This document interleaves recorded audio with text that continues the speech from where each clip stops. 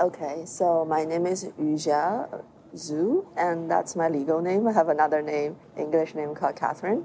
I enrolled in U of T back in 2012, specialist in religion, major in sexual diversity studies, and minor in women gender studies.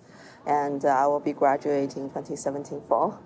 There is a course called Engaging Your Community. In that course, my professor needs to assign us to different placements because I am specialized in religion and sexual diversity, so I just find queer religion is a perfect program for me. I was a co-facilitator in the bi-weekly drop-in sessions, but my supervisor, Alicia, usually lead the session, and I was kind of assisting her.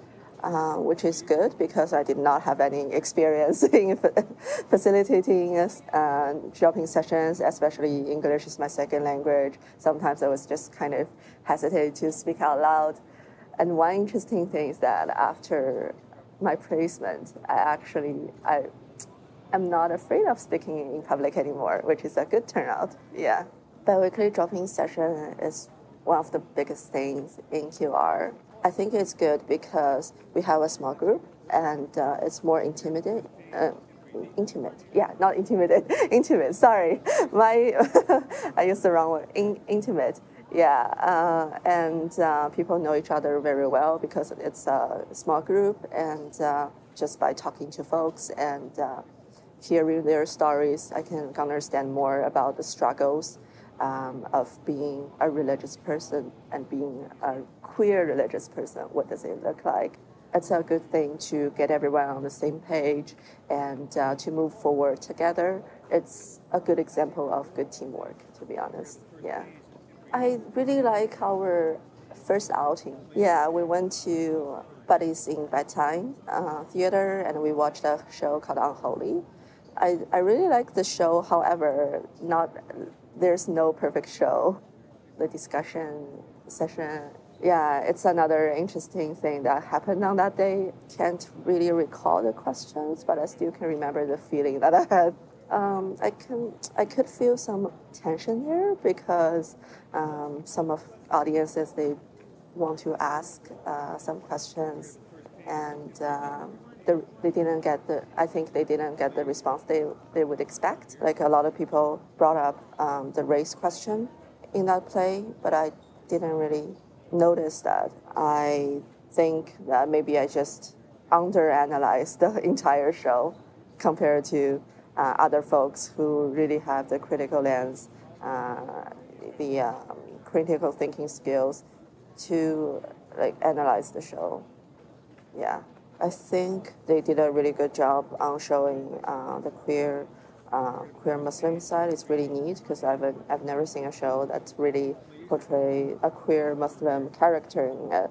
And for me, I was thinking that that show is for showing people that every religion has a LGBTQ community in it. We are not so different in some ways. That's what my take is on. But after I hear a lot of comments that raised up after the show, I realized, oh, maybe I should think another way. Yeah, for me, I'm a person who really focuses on commonalities between people because I do think we're all human beings. We share the same pain. In some ways, we share the same pain. People are different, but to me, when I analyze things, I would start from the similarities between people instead of the differences between people. So that's how I analyze things. I have always been an LGBTQ rights advocate, and also especially I am a feminist, and I do believe women and men and all the other gender non-binary folks are equal in this world, and I do not think anyone should be marginalized in this world. People just don't understand being a religious queer, what does it mean? And are they religious or are they just queer? Are they abiding our religious teaching or something like that? So I think there are a lot of knowledge gap between religious groups and also queer community. Because I used to be a placement student in QR and I really focuses on LGBTQ community in different religions. So it definitely impacts my way of thinking my first question for every religious site would be, is this LGBTQ affirming? Some of the religious sites I visit, the spokesperson said, no, we are not LGBTQ affirming. Then I would ask why. And the reason that they gave me, to be honest, it's not convincing me, because if the God is mercy, God loves everyone, then everyone in that religion should be loved, should not be marginalized. I shouldn't be afraid.